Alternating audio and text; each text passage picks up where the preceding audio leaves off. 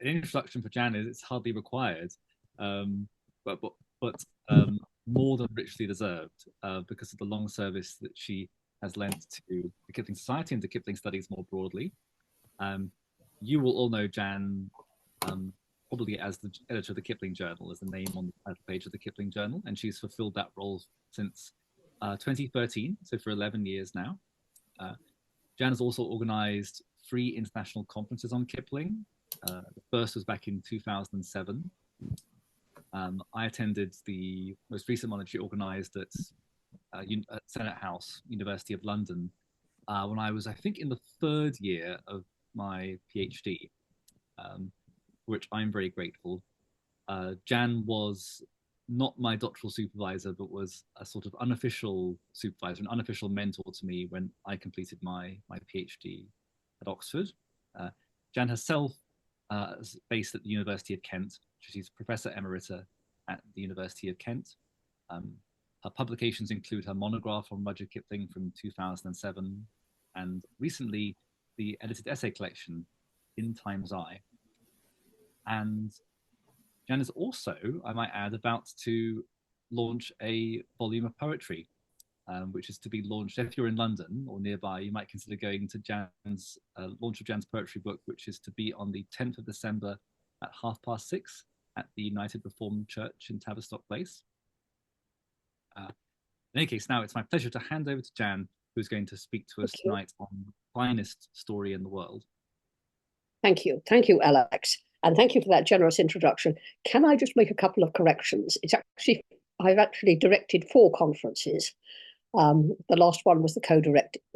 There was the Vermont one, was the 3rd, and then there was the co-direct one I co-directed with Harry Shrivedi in Shimla. And my most recent Kipling bound Kipling publication is the Kipling in India, India and Kipling, that essay collection. I'm sorry, the pedant in me never sleeps for long. Now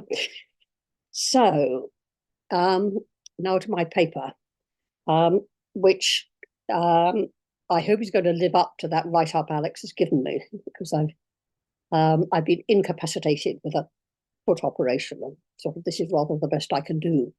So the title this was given was, quote unquote, the finest story in the world, the Clerk's Tale, a Clerk's Tale.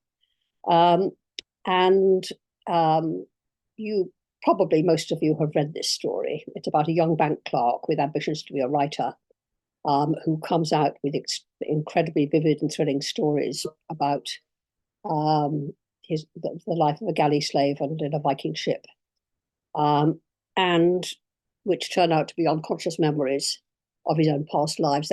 Which is to say, they're unconscious in the sense that Charlie sort of has no idea where they came from, because they came themselves.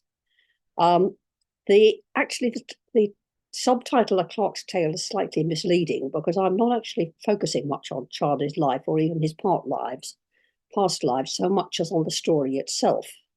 That it's one of the few stories where Kipling actually put quotation marks in the title.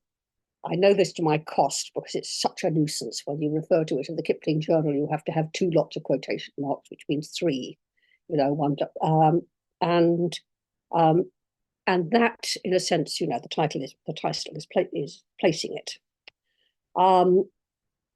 Sandra Kemp mentions in her book on Kipling, and much longer ago, at a rather greater length, Joyce Tompkins also pointed out that the story draws on the work of the now almost completely forgotten Edwin Luster Arnold, who wrote a novel called The Wonderful Adventures of Fra the Phoenician, which was serialized in the Illustrated London News from July to December 1890. It's about a man with it's about the past lives of its heroes. I have not read it. Joyce Tompkins, who had, describes it as a lively, picturesque, cheerful romance written with homely vigor, and suggests that Kipling's story is treading close on its heels, and that it reads like a craftsman's reaction to this entertaining, vivid, sprawling thing. Before I go any further, I'm going to give a fairly detailed summary of the Kipling story. I hope it won't bore you. Those of you who know it already, you may like to be reminded of the details. It's one of the stories which are narrated by an I who both is and is not Rudyard Kipling himself. And the I is very much involved in the action, more so, I think, than in any other Kipling stories I can think of, except for the man who would be king and on the city wall. I think those would be its rivals. So this I befriends, somewhat patronizingly, a bank clerk called Charlie Mears, aged 20, the only son of a widow who has literary ambitions which are discouraged by his mother. Perhaps rightly, the narrator thinks, quote, he rhymed dove and love and moon and June and devoutly believed they had never been so rhymed before. He reads his work, which is terrible to the narrator, who says he swept on, seeing all that he intended to do so clearly that he esteemed it already done and turned to be for applause. Those of us who have ever had to teach creative writing to undergraduates may sort of recognize this. Sorry, I said that out of turn.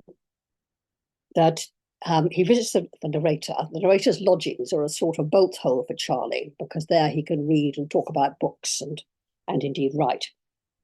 He comes ravaging my bookshelves. One evening he comes in excited, asking permission to sit and write because he suddenly had a notion that would make, quote, the finest story in the world. He scribbles for half an hour and then he stops, dissatisfied. At the narrator's request, he reads it aloud, and it was wondrous bad, says the narrator, or as Charlie himself says, it sounds such awful rot. But then when he talks about the story, the narrator is very impressed. Charlie offers him the story. He says, would you care to take it? I should be proud. The narrator is obviously a published writer, or Charlie wouldn't respect him in the way he does. The I insists on giving him £5 in exchange for the right to use the story, plus permission for Charlie to come to his lodging and to write, because at home Charlie is reduced to using his washstand in the bedroom and to show his work. By the way, you probably know this, but just in case you don't, a washstand in the days before running water was a table with usually a stone slab on top of it, and it had a jug and a basin, and that's what people washed in. And Charlie was, I think, not the first or the last person to be reduced to writing on his washstand sometimes. The story is about a ship, and this is the first PowerPoint I like. Yes, could you share the screen? Yes.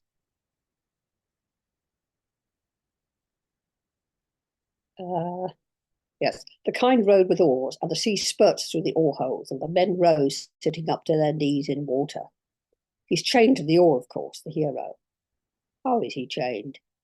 With an iron band round his waist, fixed to the bench he sits on, and a sort of handcuff chaining him to the oar. He's on the lower deck where the worst men are sent, and the only light comes from the hatchways and through the oar holes. Can't you imagine the sunlight's just squeezing through between the handle and the hole and wobbling about as the ship moves? I can, but I can't imagine you're imagining it. How could it be any other way? Says Charlie. Thanks, Mike. So that's very telling, isn't it? I can imagine, but I can't imagine you're imagining it. I shall sort of return to that. Charlie is delighted with his windfall, which may not seem much to us, but since he earns 25 shillings a week, it represents a month's wages to him, and he rushes off to spend it naturally on books, much to the narrator's disgust. He says, when he next came to me, he was drunk, royally drunk, on many poets for the first time revealed to him. He wrapped himself in quotations as a beggar would enfold himself in the purple of emperors. Chief among his enthusiasms is the poetry of Longfellow, bits of which he recites. And I'm slightly shortening the quotation. When descends on the Atlantic, the gigantic storm wind of the equinox, he shook me by the shoulder to make me understand the passion that was shaking himself. Mike, could we share again? When that storm, second PowerPoint, when that storm comes, he continued, I think that all the oars of the ship get broken and the rowers have their chests matched in by the oarheads bucking. I was thinking about it only last night in bed after you had lent me Treasure Island, and I made up a whole lot of new things to go into the story. What sort of things? About the food men ate, rotten figs and black beans and wine in a skin bag, passed from bench to bench. Was the ship built so long ago as that? As what? I don't know whether it was long ago or not. It's only a notion, but sometimes it seems just as real as if it was true. Well, I was thinking over the story, and after a while I got out of bed and wrote down on a piece of paper the sort of stuff the men might be supposed to scratch on their oars with the edges of their handcuffs. It seemed to make the thing more lifelike. It is so real to me, you know. Have you the paper on you? Yes, but what's the use of showing it? It's only a lot of scratches. He pulled out of his pocket a sheet of notepaper with a single line of scratches upon it, and I put this carefully away.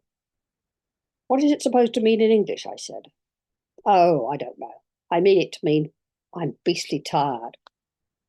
These scratches, the narrator shows to an expert in the British Museum, who in one of the story's best comic moments reluctantly decodes it. Third PowerPoint.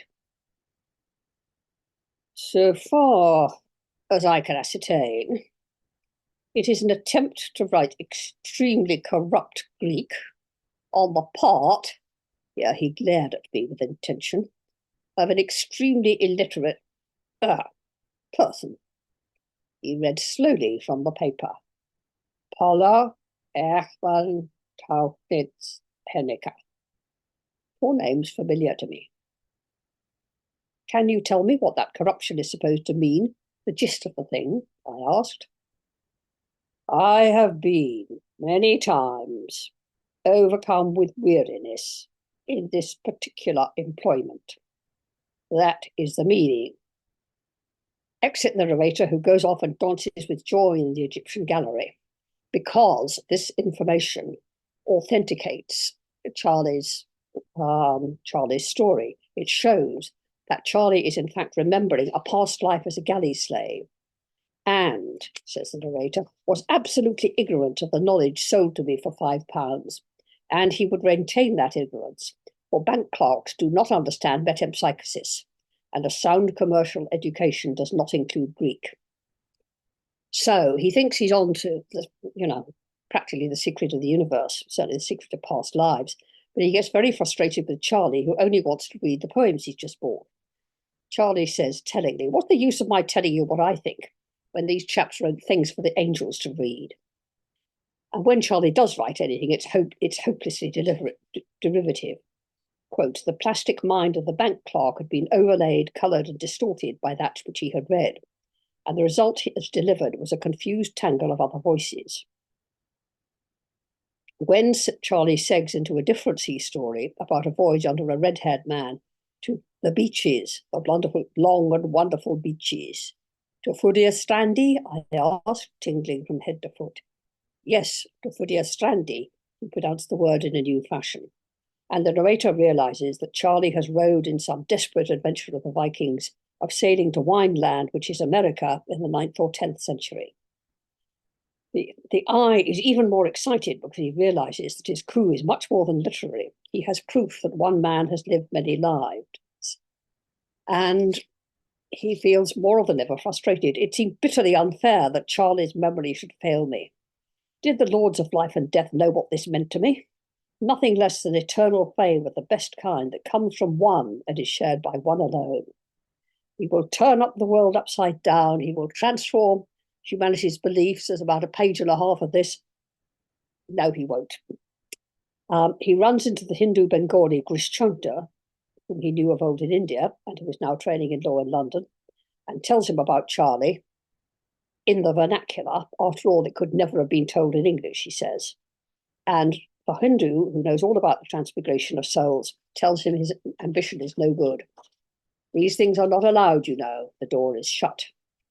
And he also warns the narrator that Charlie will forget his memories as soon as he discovers sexual love, which Charlie does, although not before he has produced further riveting memories of dying in a ship battle in the ancient world and an epic voyage to Vineland. The story ends when he turns up at the narrator's lodgings, glowing with first love, and reads aloud the poem that his girlfriend has inspired. And this is the first and only work by Charlie that the reader actually reads, as it were, firsthand. I'll quote it to you later. Charlie is no longer interested in stories, having tasted, quote, the love of women that kills remembrance. So Joyce Tompkins praises this story very highly. She very shrewdly perceives that its success lies in its fragmentaries, which allows past lives to come through in incomparably vivid jets. And she sees, Tompkins was a very shrewd critic, I have to say. My respect for her goes up every time I revisit The Art of Rudyard Kipling. That the centre of the tale is not Charlie himself, but the narrator's baffling relationship with him. However, that was J.M.S. Tompkins, Joyce Tompkins in 1959. But, oh, sorry, Fred, I was wrong about the date. But her enthusiasm was not shared when the story was discussed in a meeting of the Kipling Society in 1960. It was introduced by Colonel Bagwell Purfoy not very enthusiastically.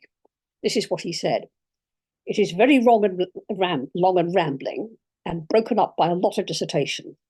The writer lets his pen run on and indulges in his early habit of making statements quite outside the story, such as, the troubles of a young man now almost as holy as those of a maiden, and there are few things sweeter in this world than the open admiration of a junior, which infuriates some readers. This seems to be one of the very few Kipling stories that could, with advantage, be cut.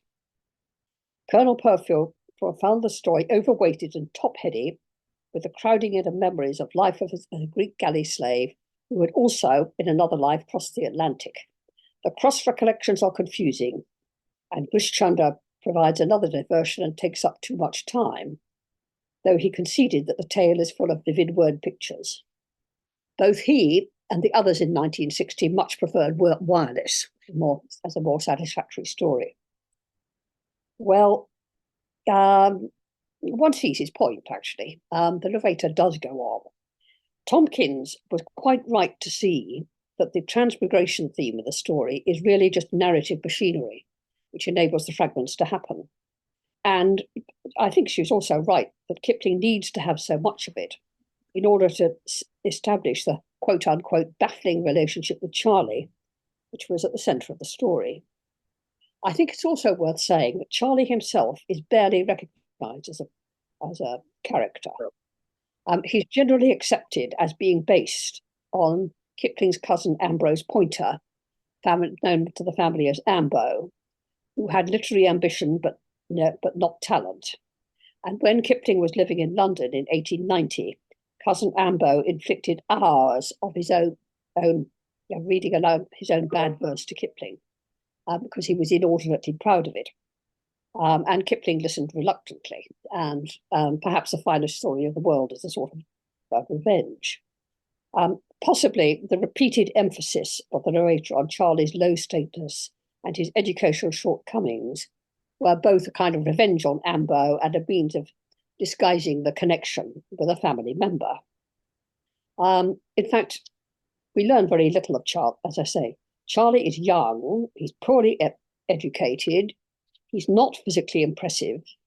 At the end of the story, quote, I looked at the hairless face, the narrow shoulders already bowed by desk work, having just learned that Charlie's fallen madly in love, which is returned. He's apparently under the thumb of his dominating mother. When Charlie finds love, the narrator is not impressed, and not just because he's frustrated by it.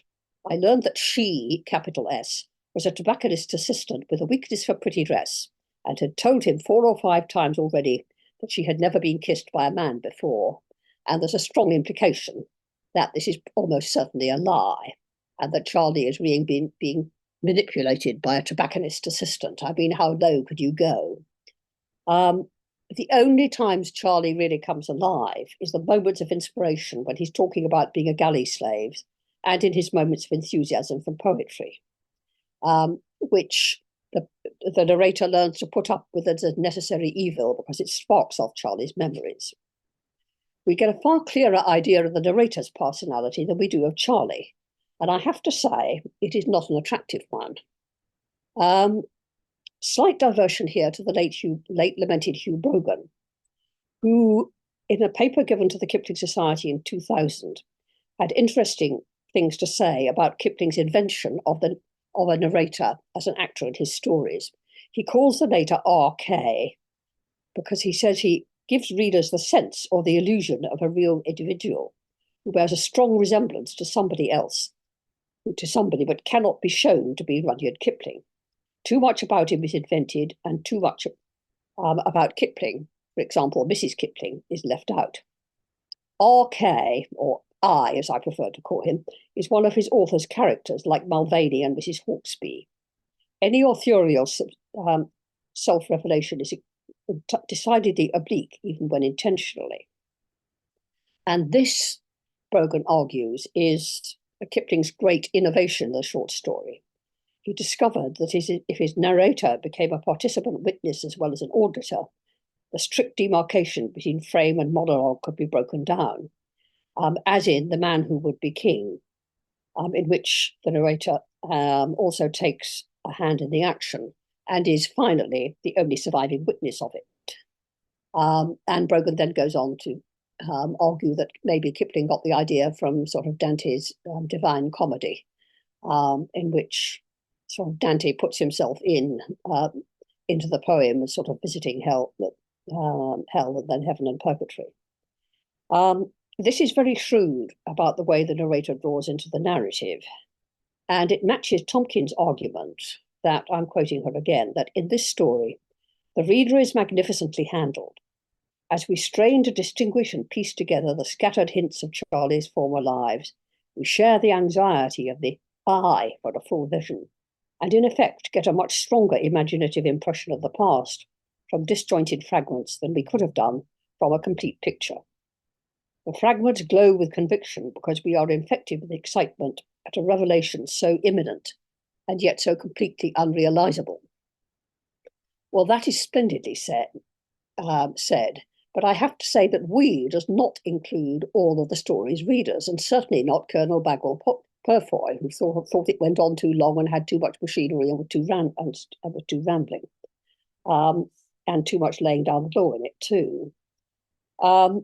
And I'm not sure that we, as readers, do in fact identify with the quest of the eye quite as she argued, because of all Kipling's narrators, it seems to me that the eye of the finest story is by a long chalk the least attractive.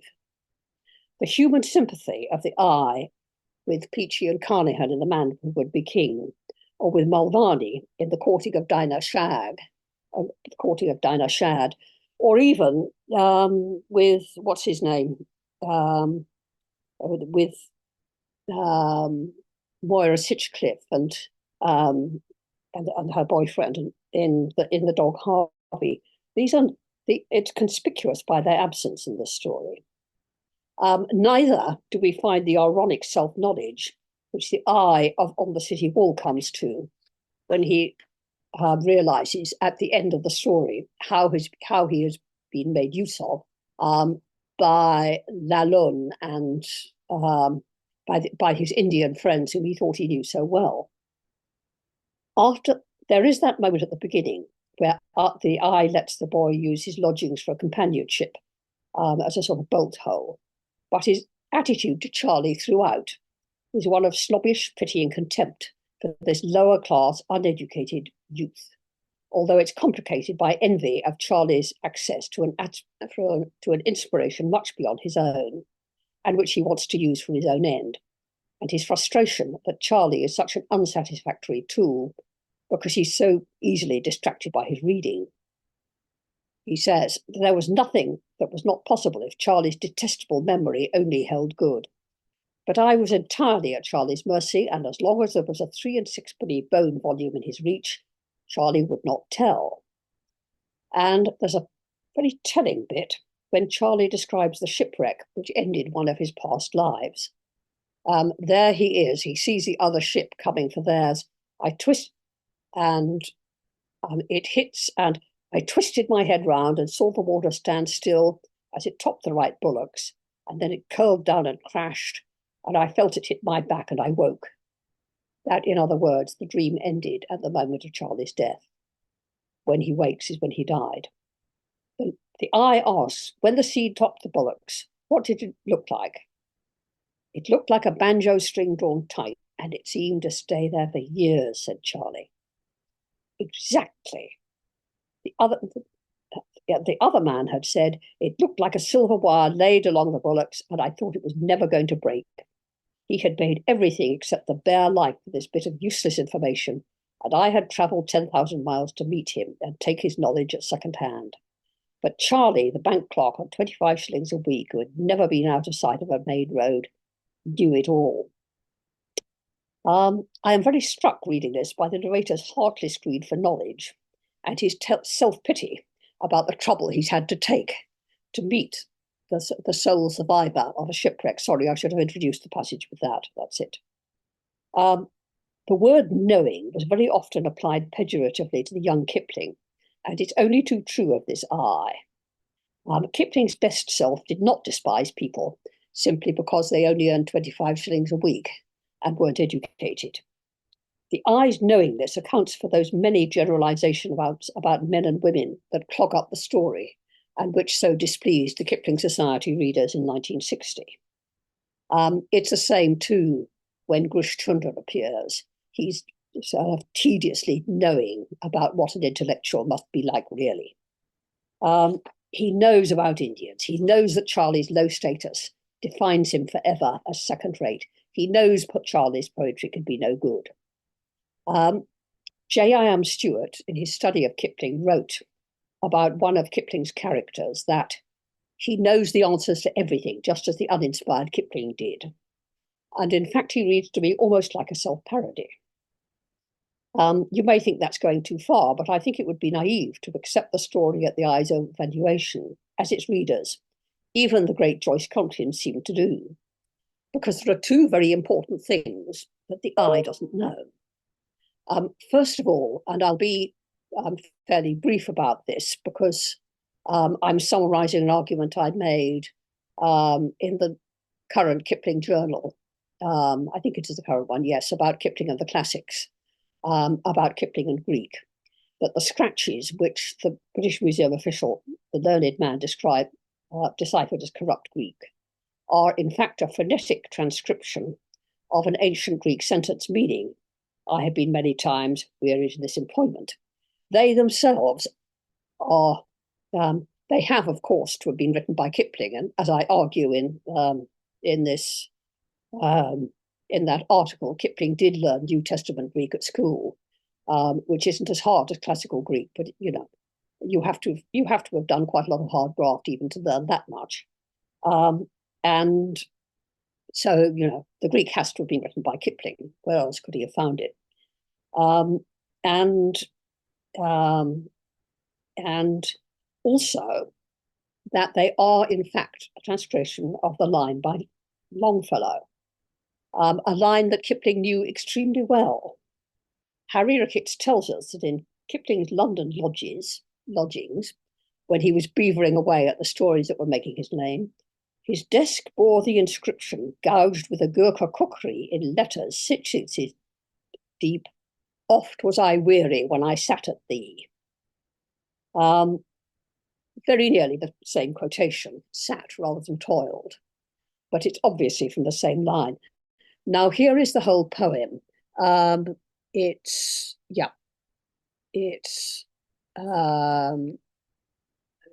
number 4, PowerPoint 4. Yes, this is the Longfellow poem. Remember that it's a kind of clue in the story that it is Longfellow that really sparks them off. So Charlie's memory is off. Once upon Iceland's solitary strand, a poet wandered with his book and pen, seeking some final word, some sweet amen, wherewith to close the volume in his hand. The billows rolled and plunged upon the sand. The circling seagulls swept beyond his ken, and from the parting cloud rack now and then flashed the red sunset over sea and land. Then by the billows at his feet was tossed a broken oar, and carved thereon he read, "Oft was I weary when I toiled at thee." And like a man who findeth what was lost, he wrote the words, then lifted up his head and flung his useless pen into the sea. It's a poem about literary composition. The poet's looking for a final word. The sea flings up the oar with letters written on it, and so when it's in the story, it's a quotation within the poem, which is itself quoted within the story. Mise en abîme, they call it, don't they? Why, after writing it, the poet flung his useless pen into the sea? I think that's interesting. Why was his pen useless? When it might be because he has now written the final work in his book of poems. He's now got his sweet amen, and so he doesn't need the pen anymore. But in that case, it ought to be a needless pen. So I think it is useless because my guess is that he finds that the pen, he reads that, and that the pen actually won't write the words. That it's because the words are come from experience, but the poet wandering the solitary strand hasn't had the experience, and so his pen can't write it. So it is like there's a Longfellow quotation which actually is quoted in the book by Charlie about the sea, and it's only those who brave its dangers comprehend its mystery. That it's only the hard experience that can really authenticate the words. Well, and that, of course, is the theme of the finest story of the world. That's another reason why the finest story can't be written. Of course, nobody could possibly have realized this when the story was published. Well, I suppose a classicist could have worked out what Pollock, Eichmann, Tauchner, Hennecker meant. They might possibly have guessed. It's not very likely that they would have connected it with Longfellow, and nobody but Kipling could have known that he'd actually carved that line into the desk as he wrote the story in. Nobody else. And so that's the first literary secret in the story. And there's a second one, which again, nobody could possibly have known when the story was published, and which actually I only discovered when I was in the Keep at Sussex and looking at Kipling's scrapbooks, and was astonished to find the poem, which this is PowerPoint 5, which Charlie reads to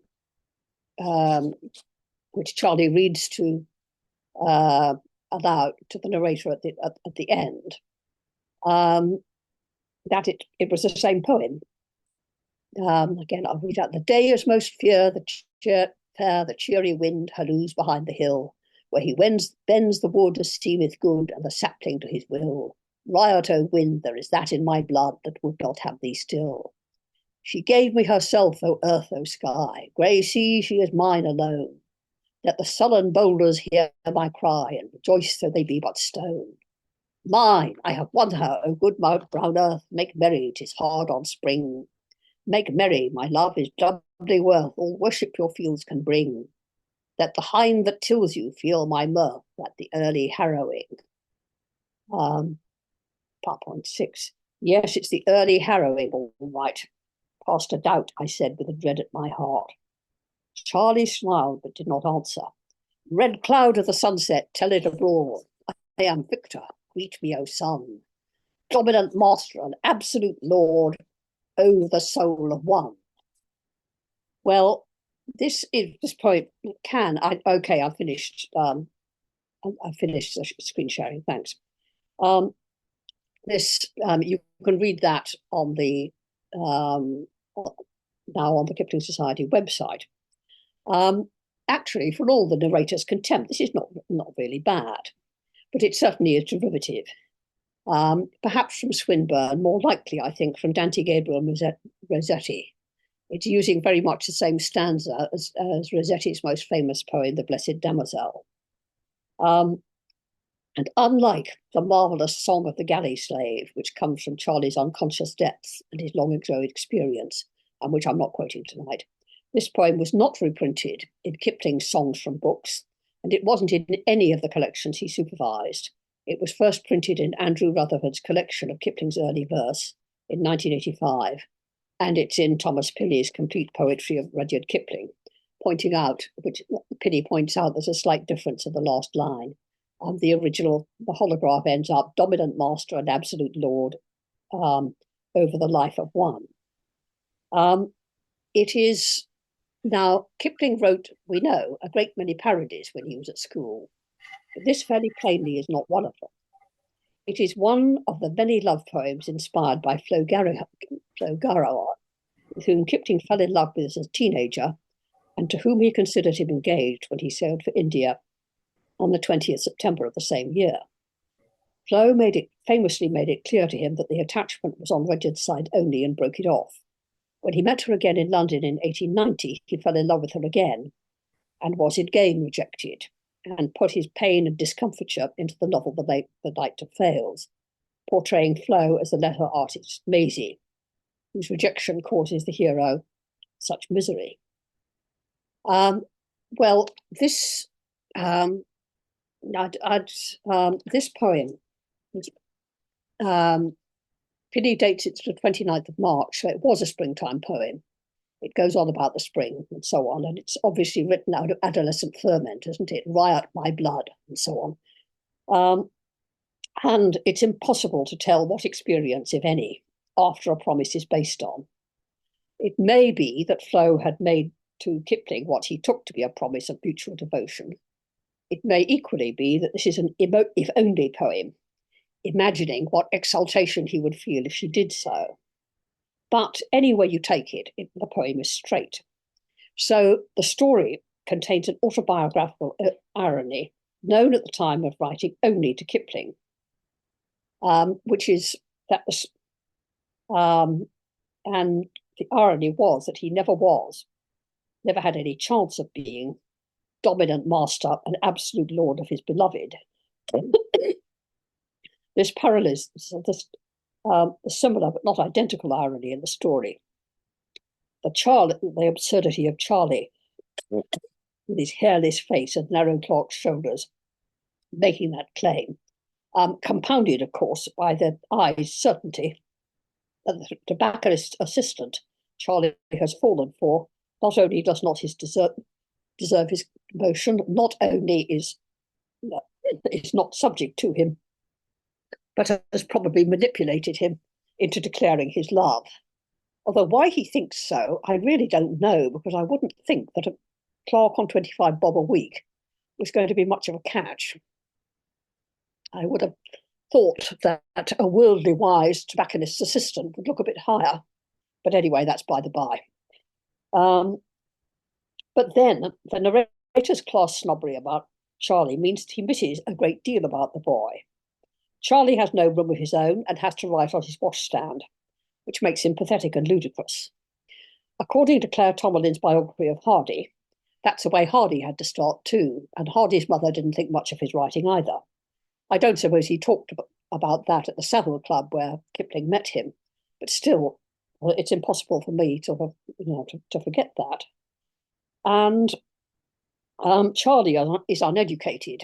That's why he writes Dove and Love and Moon and June. But the first chance he gets, he reads as widely as possible in the classic poets, and under their influence, he writes highly derivative verse, so that the narrator regrets ever having given him the £5 which made that reading possible. But then, isn't Charlie doing exactly what a beginners writers do and ought to do, reading voraciously and writing in imitation of what they read? That is how writers find their own talent, which, of course, the eye is convinced Charlie can't have. That's what Kipling himself did.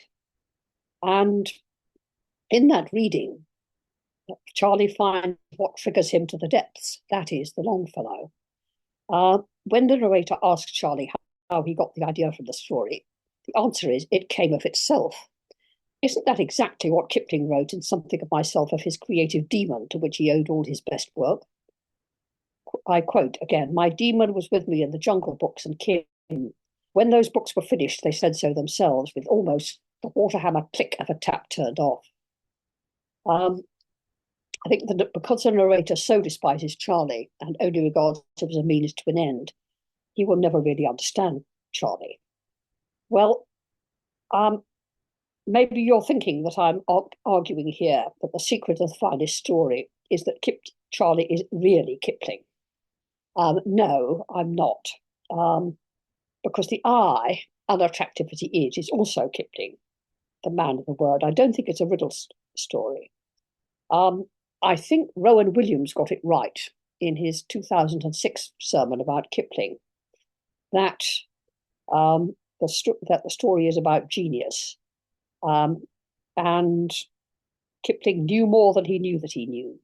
And part of what he knew deep down is that inspiration comes from outside and from the deep darkness in us, stripped of some rather murky superstructure of metaphysics and theories about reincarnation and transmigration. The finest story is about the inspiration we don't know about the deep places that are not affected. You might almost say infected by too much theory, too much infrastructure. The bank clerk is a master of imagination because he doesn't know what he knows, but it surges up from his depths with a vividness and poignancy that no practiced or educated artist can achieve. And the story is saying that great writing comes from life, but as in the Longfellow poem, the life finally escapes the writing. I think it's that the finest story is really, to borrow a title from Stevie Smith, The Story of a Story. It's a story about writing, and about the two sides of Kipling's head. He is the knowing I, but part of him is also Charlie. And indeed, we know part of it is also Charlie because he's given Charlie his own poem secretly. But I was inclined to think, when this sort of first came to me, that the overriding gene, that the part of Kipling that dominates the story is Beetle, sort of having a joke on learned men, having a joke on literary critics. But I don't really think that's true. Actually, I think it's that